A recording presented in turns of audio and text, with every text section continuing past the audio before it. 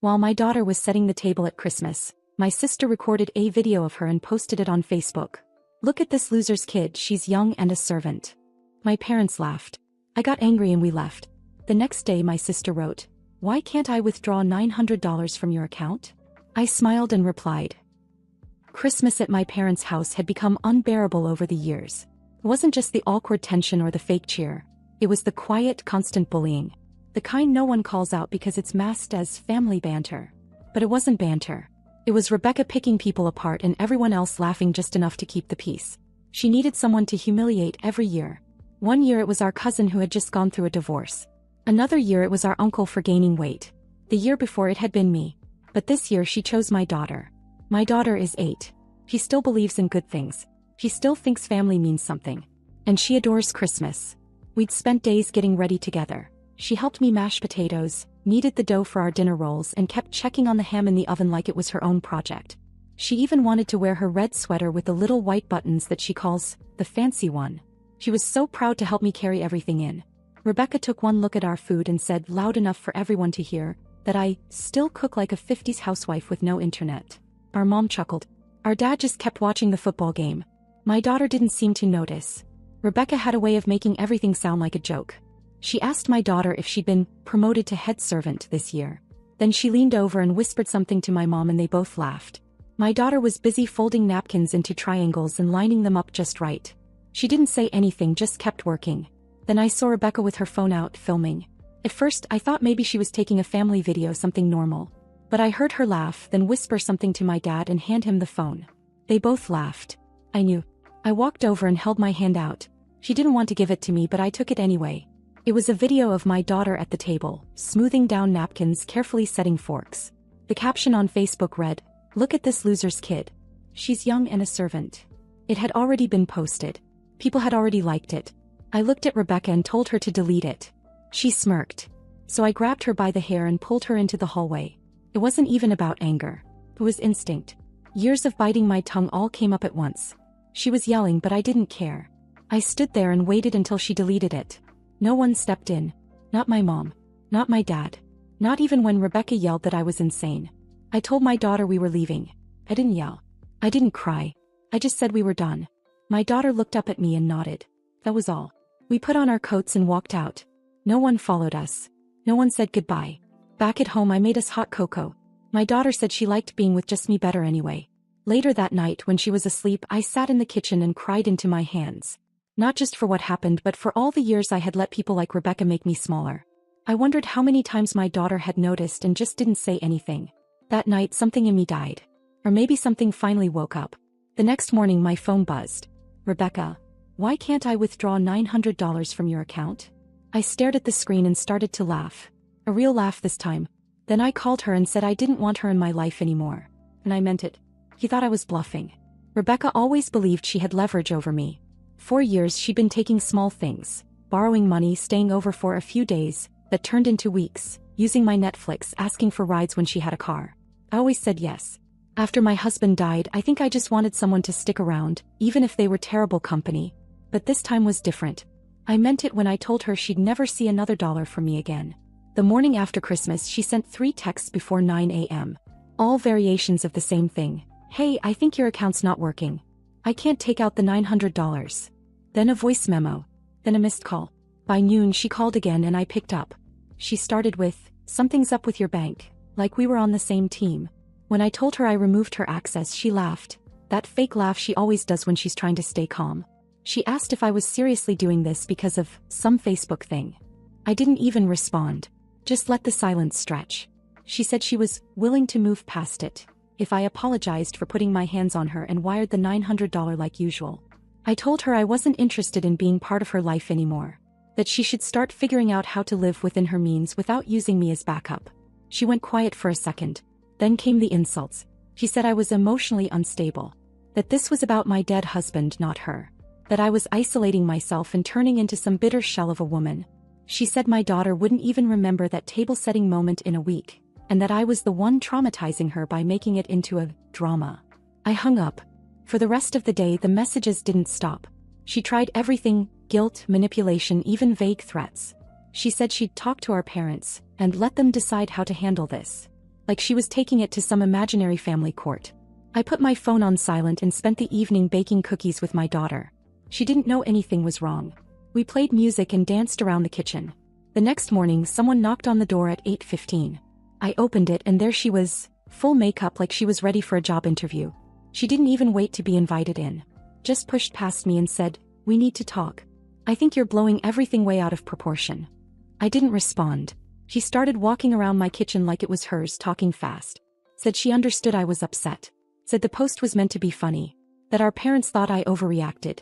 Then she paused, gave me this soft fake smile and said, "But I'm here to forgive you. Forgive me."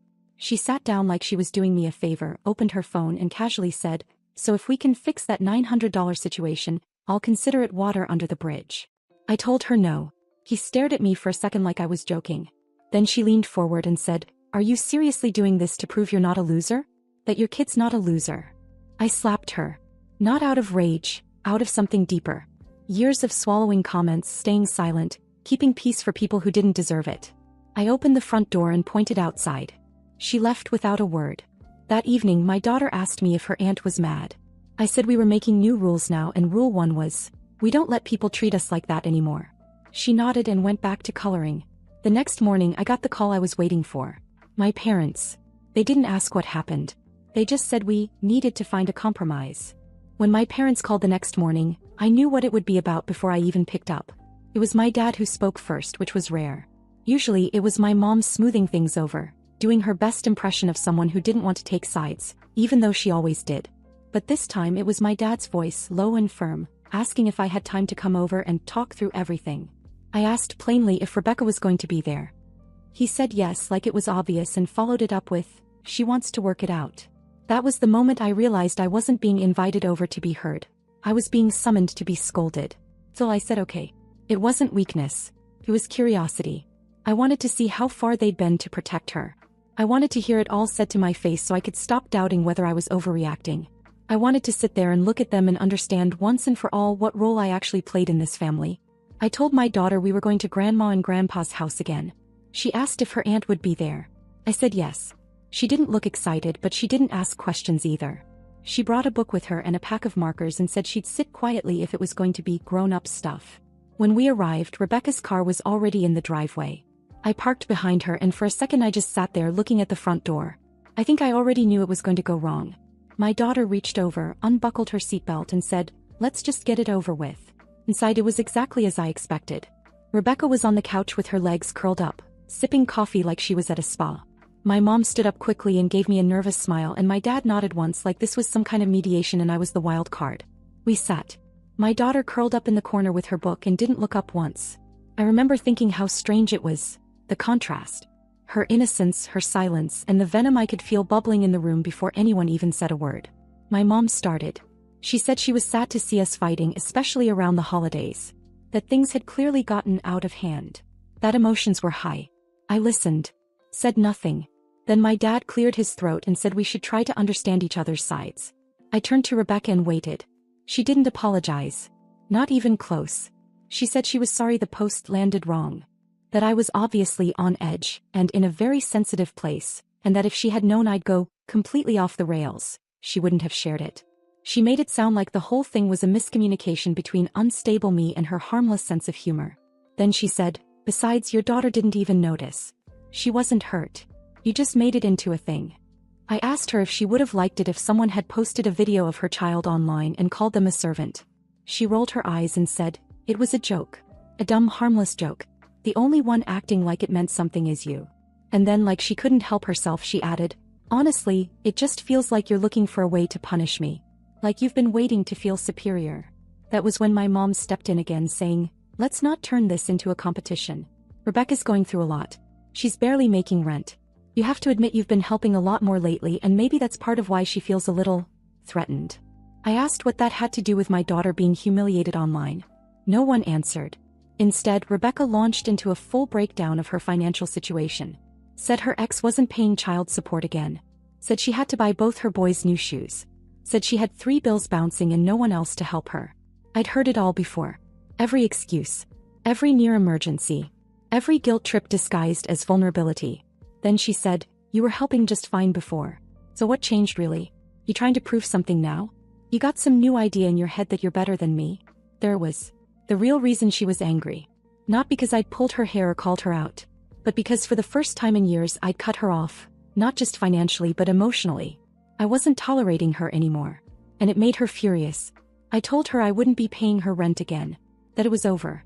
That the help I gave came from kindness, not obligation, and she stomped on it. She laughed. Not because anything was funny. Because she couldn't believe I was serious. You're really gonna do this, she said. Throw away your own family over a Facebook post? Over your weird little parenting pride trip? I stood up. Told my daughter to grab her book. She did without a word. As we walked to the door, Rebecca said, "You really think you're better than me, don't you?" I stopped. Looked at her one last time. Then I left without answering. And that was it. That was the last time I stepped foot in that house. I thought walking out of my parents' house would be the end of it. I figured Rebecca would sulk, complain to anyone who'd listen, and eventually move on to some other poor soul who hadn't learned the hard way yet. She always bounced back, usually by landing in someone else's wallet. I didn't think twice about it until 2 weeks later when I got a message from someone I barely knew. It was one of Rebecca's old neighbors, a woman I'd only spoken to once when she helped me carry groceries into Rebecca's place during one of her panic weeks. The message said, "Sorry if this is weird, but I thought you should know, your sister's moving out. There's kids' clothes and toys by the dumpster and it looks like she's selling stuff. She didn't look okay." I didn't reply. I just sat there with the message on my screen while my daughter was in the next room building a Lego tower. That night we were driving home from Target and I made a decision without really thinking. I drove past Rebecca's townhouse. The blinds were off. Front door wide open. One of her boys sat on the front step eating cereal out of a mixing bowl. He was watching something on a cracked tablet, legs swinging like he'd been out there a while. Inside it looked empty. Not packed up, empty, hollow. There were boxes, sure, but no couches, no shelves, no coffee table. Just laundry piles and a cheap mattress pushed against the living room wall. I kept driving. My daughter didn't ask questions. The next morning my mom called. Her voice sounded thick like she'd been crying. She told me Rebecca and the boys were moving into a 2-bedroom apartment across town. Half the size. She said Rebecca couldn't keep up with rent anymore. And then after a pause she told me she and my dad had decided to step in. That they'd be helping with rent now. I didn't say anything at first. Then she asked the question she'd been holding on to. "Are you happy now?" It wasn't a real question. It was an accusation. I told her I didn't feel happy. I just felt done. I said I was tired of being expected to fund someone else's cruelty. And then she hit me with, "Don't come running to us next time you need help." I said I wouldn't. And I meant it. That might have been the end of it except for what happened a few days later. I got an email from my bank. 3 failed login attempts from an unrecognized device. Then another email about a denied password reset. I froze. I hadn't told anyone about it, not even my daughter. I changed everything right away. Passwords, security questions, linked accounts. I even pulled my credit report just to be safe. The bank flagged it and said they'd monitor the account. I didn't need confirmation. I knew who it was. I didn't confront her. I didn't tell my parents. I said nothing. Just kept it close. Then the cherry on top, a Facebook post from Rebecca. A sad, vague plea for donations. Something about falling on hard times, doing it all for the kids, needing a fresh start. No apology. No explanation. Just a link to a GoFundMe. My daughter saw it over my shoulder. She leaned in and asked, "Is that the aunt who called me a servant?" I hesitated. Asked if she remembered that. She said, "I didn't say anything because I didn't want you to cry again." That one sentence hit harder than anything else. She had noticed. All of it. The video. The tension. My tears in the kitchen that night. I'd been so focused on protecting her from the storm, I didn't realize she'd already been standing in the rain. That night after she went to bed, I pulled out a small wooden box from my closet. Inside were a few things from my husband. Notes, old photos, his favorite watch, and a USB drive. I plugged it into my laptop and watched a video I hadn't seen in years. He was standing in the kitchen with our daughter, helping her pour pancake batter. She was tiny, barely tall enough to reach the counter. She spilled the batter everywhere and looked like she was about to cry, but he just laughed and said, "That's perfect. Now you know how not to do it." Then he wiped her hands and told her, "You're doing great." I sat there watching them, thinking about what kind of man he was. How he made people feel capable. How he made her feel safe. That's what I was fighting for. Not revenge. Not payback. Just peace. And the right kind of future. I should have known Rebecca wasn't done. Silence from her never meant peace. It meant she was working on a new angle. A few weeks went by where the only sign of her existence was that GoFundMe link floating around Facebook. Long vague paragraphs about starting over and doing everything for her kids. No mention of why she suddenly needed help. No mention of the sister she'd publicly humiliated or the money she'd been taking for years like it was owed to her. I didn't comment. I didn't explain. I let people believe whatever version of her story they wanted. Then my cousin Julia texted me late one night. We'd grown up together, shared rooms at family reunions, but we weren't especially close anymore. She said, "I don't want to get involved, but Rebecca's telling people you attacked her in front of your kid. She's saying she's scared of you." I stared at my phone for a long time. Scared of me? The woman who mocked a child online. The woman who tried to break into my bank account. The woman who showed up at my house demanding money and forgiveness in the same breath. I didn't respond to Julia. I didn't defend myself. I was tired of explaining reality to people who preferred a simpler lie. 2 days later, my mom sent a group text. She said we should all come over for dinner. That it was time to talk things out like adults. That holding grudges was tearing the family apart. She said Rebecca would be there. She said it would be calm. He said it was important. I almost said no. But something in me wanted to see it through. Not to reconcile. Not to fix anything. I wanted to be certain. I wanted to hear one last time exactly who they would choose when it came down to it. We arrived 10 minutes late on purpose. The house looked the same as it always had. Same table. Same place settings. Same forced smiles. Rebecca was already seated, talking loudly, holding court like nothing had ever happened. My daughter walked in beside me, quiet, observant. She was wearing the same red sweater from Christmas. I hadn't noticed until Rebecca noticed. Rebecca smirked. Dinner started awkwardly. Everyone avoided the obvious until my dad cleared his throat and said we were here to move forward. My mom nodded, eyes already shiny like she'd practiced this speech. Then Rebecca took over. She said she was sorry I felt hurt by the video. She said she never intended to upset anyone. She said she didn't appreciate being physically attacked, and that she'd had nightmares about it. She said she was willing to forgive me if I could admit I'd gone too far. I didn't interrupt her. I let her talk. She shifted quickly into money. How the new apartment was too small. How the boys were struggling. How she was doing everything she could. She looked at me and said I'd always been more stable. That I didn't understand how hard it was for her. That she just needed help until she got back on her feet. Then she said, "I'm not asking for everything. Just what you used to give." That sentence said more than anything else. I told her I wasn't paying her rent. Not now. Not ever again. Her face changed. Not sadness. Not shock. Bigger. The kind she only showed when she lost control. She said I was selfish. That I was punishing her kids to prove a point. That I was holding a grudge over a joke. That I'd always had a victim complex and now I was dragging my daughter into it. My mom tried to calm things down. My dad stared at the table. Then Rebecca said it. She said, "What is this really about? You trying to prove you're not a loser? That your daughter's not a loser?" Before I could respond, my daughter stood up. She didn't cry. She didn't say a word. She just picked up her coat and walked into the hallway like she'd heard enough of this before. Something in me went completely still. I stood up and told Rebecca I was done. That this was the last conversation we'd ever have. That I wasn't responsible for her life, her choices, or her comfort anymore. Then I turned to my parents and told them they were free to support her however they wanted. But I wouldn't be part of it. Not emotionally. Not financially. Not ever again. No one stopped me. We left. In the car, my daughter buckled herself in and asked if we could get ice cream. Like this was just another errand crossed off the list. I realized then that she already understood something it took me years to learn. Walking away isn't cruel. Staying is. It's been just over 6 months now. 6 months since I stood in that dining room and watched every person at that table show me who they really were. Not through some dramatic blowout, not through yelling or slamming doors, but through silence. Through the choice to sit there while someone insulted my daughter and asked for money in the same breath. 6 months without a call from my parents. No check-ins. No text to ask how my daughter is. Not even a message on her birthday, which came 3 weeks after that dinner. She didn't ask about it. I think she knew they wouldn't reach out. I found out Rebecca moved again. Not from her, obviously. Someone forwarded me her new address after she posted a Facebook status begging for furniture donations. She's in a different part of town now. A cheaper complex with linoleum floors and plastic blinds that don't close right. According to someone who still talks to her, she's working part-time at a used furniture store and complains about her boss constantly. Her boys change schools again.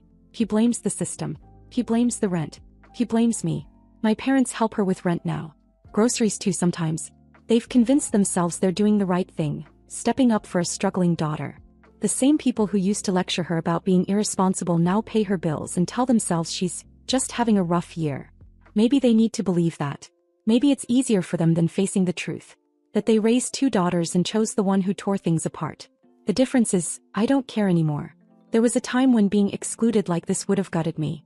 A time when I would have gone out of my way to fix things, to explain myself, to play nice for the sake of peace. But something changed. I don't miss them. I don't miss the forced smiles, the quiet judgments, the gaslighting disguised as concern. I don't miss the way Rebecca would turn every room into a stage and how no one ever asked why I always looked so tense. I don't miss pretending things were okay for the sake of tradition. And the best part? My daughter is thriving. She's still quiet, but she's not withdrawn, she's focused. She's learning how to cook things I didn't even try until I was in my 20s. Last week she made a full dinner on her own, grilled chicken with a honey lime glaze and roasted potatoes.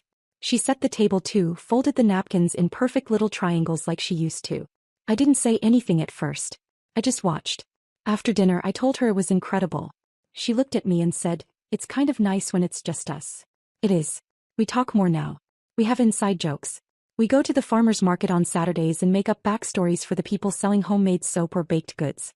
We spend Sundays testing out new recipes and dancing in the kitchen to old music she's just starting to like.